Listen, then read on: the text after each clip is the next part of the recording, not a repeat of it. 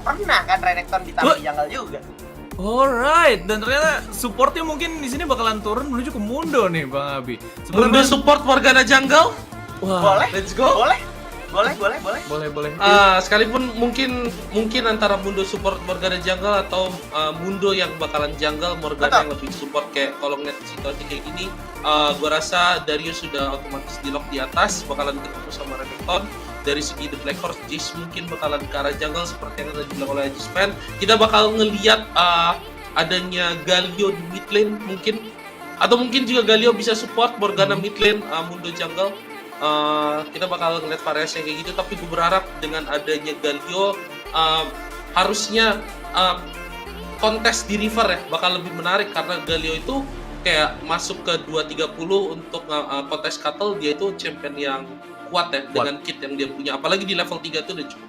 Betul, kayak Shield of Duran bisa mengenai 3 player aja itu udah menyelamatkan banget ibaratnya momentum untuk mereka gitu kan, karena untuk di on-test awal-awal juga. Tapi menurut lu sendiri Ajis Fan, kira-kira dari kedua tim, dari Ben and Pick dan semua drafting yang sudah dilakukan, lebih unggul yang mana menurut lu?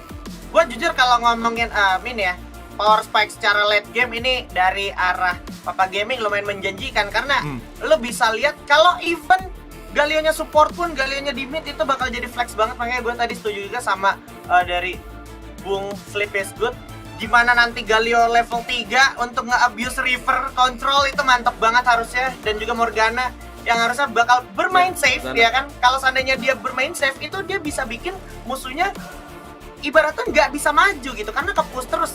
Di saat itu terjadi, Morgana baru dia tuh bisa jalan-jalan, harusnya kayak gitu. Harusnya seperti itu. Dan dari Bang Abi sendiri, kira-kira dari drafting akan lebih kuat yang mana dari segi power spike? Gue lebih suka yang kiri ya. Oke. Di The Black Horse, Jace dan Akali, kalau misalnya mereka bisa eksekusi dengan bagus, itu bakal unstoppable. Alright, dan kita bakalan langsung aja masuk ke gamenya. Terima kasih untuk analisnya Bung Sleep is good dan Ajis Fan. Begitu juga Fiskalo akan kembali back to the cast kali ini, dimana Papa Gaming di round yang kedua mereka punya skema yang menarik sekali untuk kita lihat. Mundur revamp yang baru nih, jadi lucu gini jalannya aja ya. Iya, ini emang kayak Kang Jagal banget, Pak. Tapi emang karena gue juga kemarin sempat nge-spam Mundo jungle, walaupun sempat ada nerf ya untuk Mundo ya, tapi gue rasa untuk di jungle dia masih cukup viable, apalagi selang late gamenya.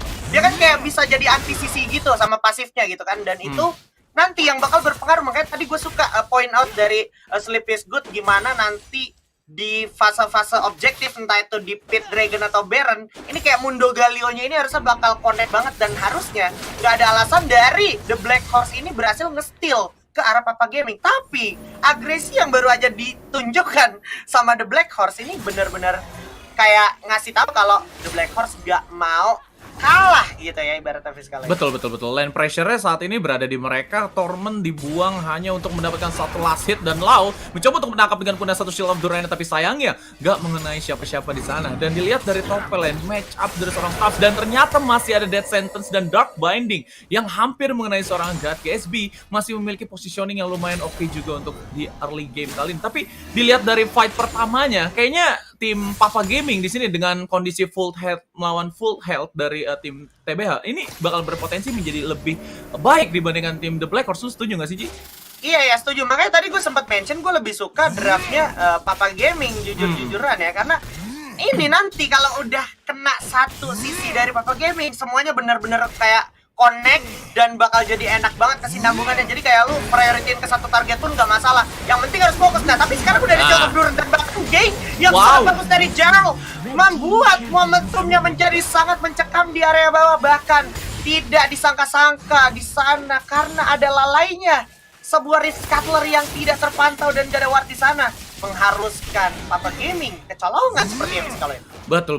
Karena Gerald juga dari belakang, dia udah langsung naikin tensi permainannya. Papa Days akan coba untuk dibantu, tapi hampir saja diamankan dengan satu shock blast. Namun sayangnya langsung terkena satu cool damage once again dari seorang Kyle. Gak bakal bisa escape, dan langsung saja Kyle ter-take down begitu saja. Dan di bagian mid kali ini ada beberapa setup dari Papa Gaming yang harusnya mereka melakukan ganking, tapi sayangnya Xiaoji menarik satu player dan langsung dibalaskan. Masih ada Lantern yang langsung saja membuat seorang Fly Arthur bisa berdansa dengan 5 point striker, dan once again mereka mendapatkan poin eliminasi kembali kali ini tim The Black Horse. Oh my god, Xiaoji.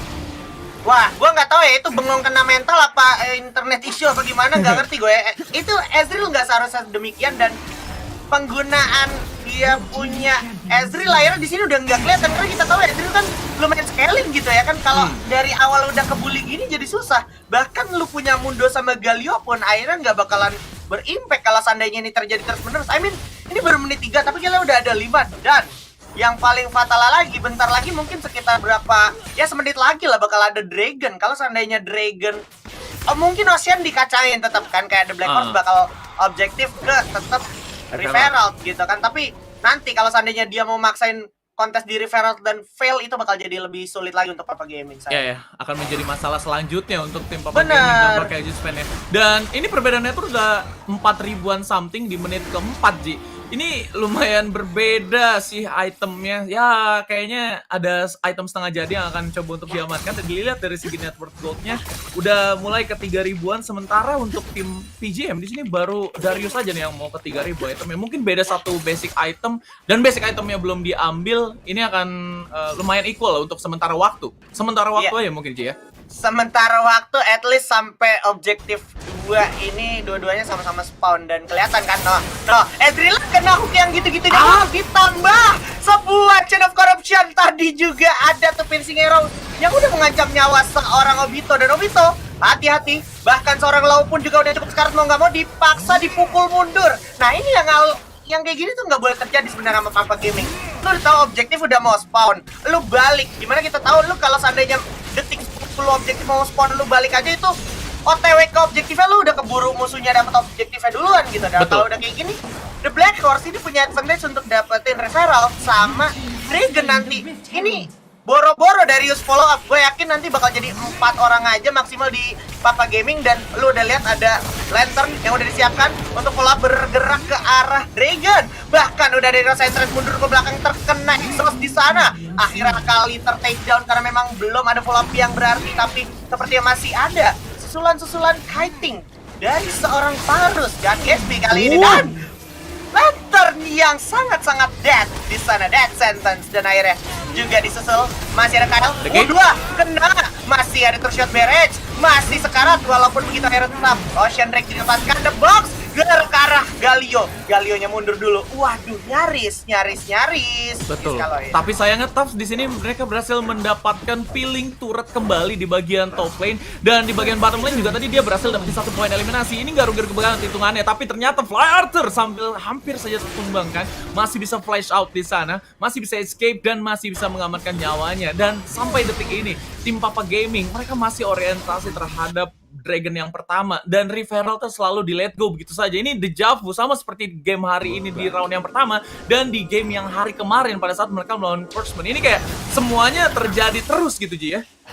Ya, saya said ya, dari awal draftnya bagus, bahkan di game pertama juga draftnya enggak jelek gitu bisa gue bilang untuk Papa Gaming. Tapi ketika eksekusi mereka di depan Dragon, depan pit objektif ini bener-bener kayak don't know what to do gitu. Min 1 makro ini fix banget ya, kata-kata yang tepat adalah min 1 makro. Dan kalau ngelihat pergerakan dari The Black Horse ini kerasa banget, kayak mereka udah tahu kita dapat turret, kita gerak kemana, kelar dapat kemana, kalau nggak dapat kita kemana, mereka ngapain. Dan misalnya skill-skill yang gagal gini, oke kita tetap fokus ke sebelah kiri sekarang, udah kacang di sebelah kanan, karena sebelah kiri bakal dapat diambil begitu aja. Ada sebuah data yang lagi memakan korban jiwa, double kill berselamatkan oleh seorang kali. Terus barrage yang belum begitu kerasa damage-nya, udah terlanjur, udah terlambat, nggak bisa bahkan flash out. Tiba-tiba suddenly langsung bergerak ke arah seorang Obito sangat mengerikan di situ momentumnya, karena ada juga lagi-lagi tuh The Sky, dan bahkan ada Shock Blaze Ignite sangat bagus dari Gerald, dan bahkan seorang Mundo pun di sana juga terancam nyawanya kali ini Fiskaloy. Sumpah mereka ketika gagal buat ngedapetin satu target yang ada di bagian bottom lane dan berpindah menuju ke Galio, dan next targetnya berhasil di take down juga, itu cepet banget di instant kill karena ada Fly Arthur mungkin di sana dengan ahead item yang dia miliki, dan bahkan damage resource-nya yang kedua yang terbesar yaitu adalah seorang Gerald ada juga untuk siap melemparkan to the skies, atau bahkan adanya Shock Blast di sana untuk melakukan finishing.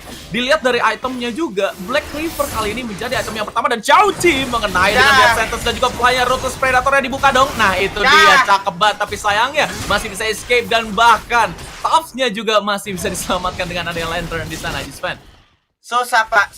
Apalagi gue udah lihat ada page di sana. Berarti kesimpulannya Ezreal kan mau bikin Trinity. Lu nggak bisa bikin Trinity di momen yang lagi kayak gini, karena kalau lu bikin Trinity itu ngehambat lu untuk jadiin item yang mana Trinity itu mahal, itu yang pertama. Yang kedua, kalau lu pengen lebih realistis sedikit, mungkin lu bisa jadiin item-item yang mungkin entah itu Iceborne, entah itu kalau lu mau langsung gerak ke arah kayak apa sih, kayak Yomu mungkin gitu, atau BLTRK juga bisa ketimbang Trinity, karena Trinity kemahalan dan pasti lu lama di kondisi yang sulit gold gini kalau betul lagi susah, jadi kita harus memanfaatkan item-item yang mungkin lebih reliable untuk dibeli gitu kan. Dan akhirnya Xiaoqi kali ini tertangkap dengan Chill of Duren, tapi ada balasan to the Skies dan juga Raw Piercing yang mengenai dua player secara bersamaan kali ini. Namun sayangnya Obito akan menjadi next target. Nah kan dipanis Madara kan. Nah dan akhirnya PGM kehilangan 3 player in row, dan bahkan Rift Herald-nya sudah spawn juga. Ajisven ini akan menjadi next winning condition untuk tim The Black Horse untuk yang kedua kalinya.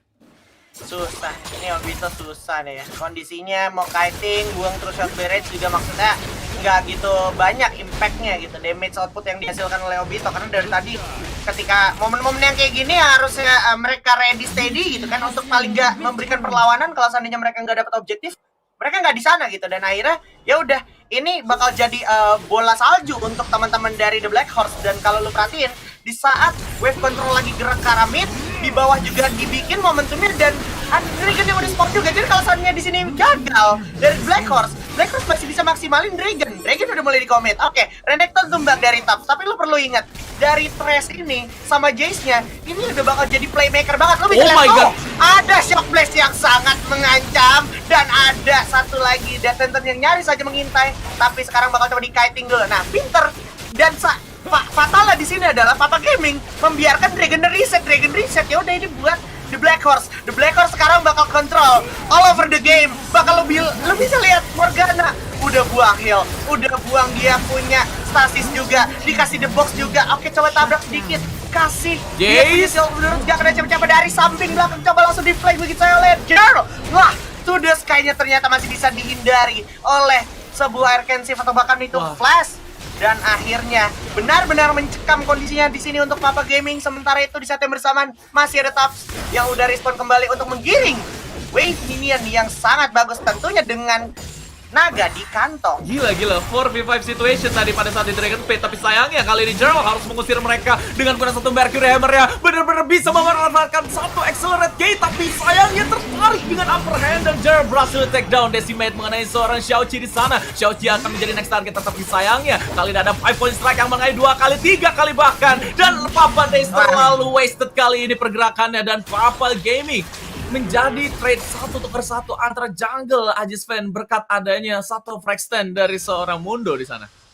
Ya, dari situ kita udah lihat betul ya, secara kondisi emang Papa Gaming tuh harus banget mendapatkan gold dengan cara yang ekstrim seperti itu ya. Karena kalau lu mau ngomongin wave control ya, mereka udah nggak control wave-nya gitu, dan juga laning phase mereka udah susah banget, mau farming juga udah kebayang-bayang sama kiting dari Piercing Arrow-nya Varus kayak gitu. Terus juga di atas udah tercipta big wave selanjutnya tuh. Nih, kayak sengaja Papa Gaming dikirim dulu ke bawah, ntar di atasnya jadi, ntar di atasnya digiring dan di-clear sama Papa Gaming, si The Black Horse main di bawahnya. Begitu terus sampai at least pit objective udah spawn lagi, dan sekarang ada hero centris yang gak kenal siapa-siapa from nowhere, dan itu lagi-lagi Piercing Arrow benar-benar mencekam sekali ya Pak ya. Iya ya, dan gue benar-benar menyangka kalau misalkan tim The Black Horse ini mereka bisa mainin Jace dengan secara maksimal. Kenapa? Kebukti banget ketika di Dragon yang kedua tadi, perebutan Mountain Dragon itu berasa dengan adanya Shock Blast dan juga Acceleration Gate yang dimaksimalkan dari seorang Gerald. Pastinya ada sekitaran 3 Shock Blast yang mengenai lebih dari 2 target. Ini membuat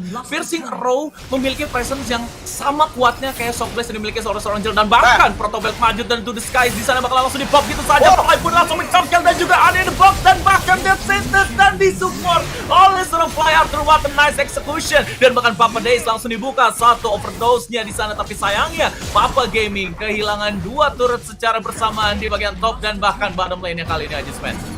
Main 1 makro fix, bahkan lagi-lagi dari tadi ini Death Sentence-nya bener-bener ngancam banget dan bener-bener menjadi distraksi. Nah, lo kaget gak lo? Tiba-tiba Ruthless Predator dipencet, gerak ke Obito udah main meluk di dalam base-nya, udah nggak bisa ngasih damage lagi.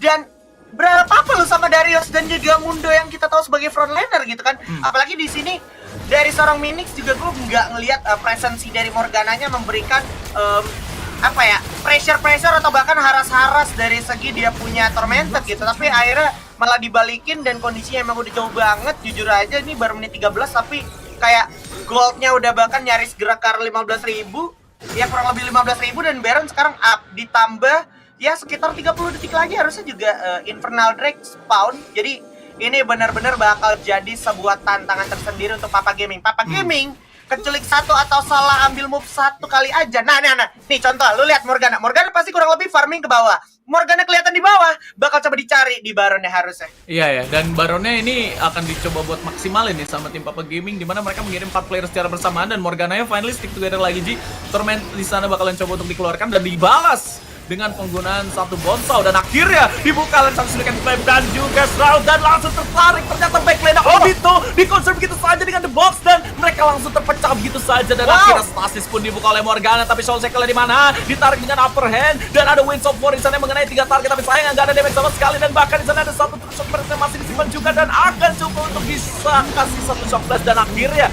berubah menjadi Mercury Hammer dan dicongkel kembali dari seorang Lau, dan Lau masih bisa mengamankan satu kawannya Kyle. Tapi sayangnya Lau harus meng-giveaway nyawanya. Tapi dari samping Xiaoqi sudah berhasil men-take down satu player dengan satu shock blast dan langsung berubah kembali jadi Mercury Hammer.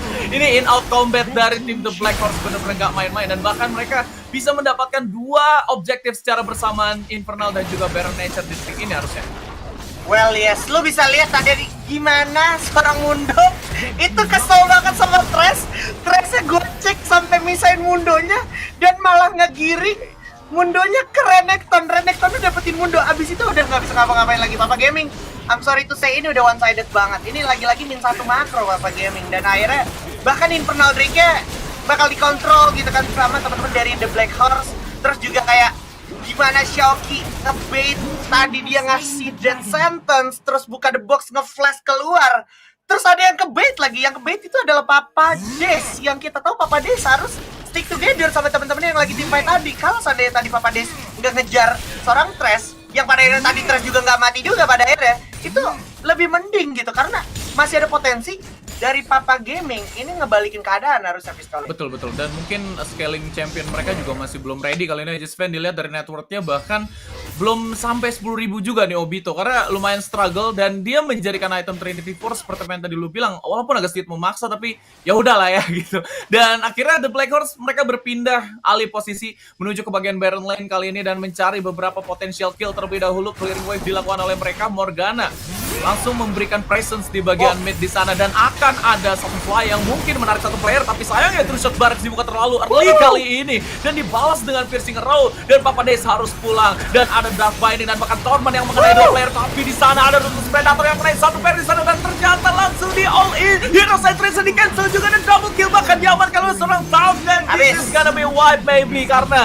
2 player mereka harus cabut dari tim Papa Gaming. 3 inhibitor mereka udah botak semua guys, dan ini akan berpotensi untuk di end game. Apakah 4 player yang tersisa dari tim The Black Horse mereka akan langsung melangsungkan perserangan terakhir mereka di bagian Nexus, dan ternyata itu masih belum terjadi kali ini. Lantern pun dibuka, Death Sentence agak sedikit miss, tapi Flyer di sana masih bisa mencokil to the skies di sana dilakukan, dan akhirnya Nexusnya hancur dan Papa Game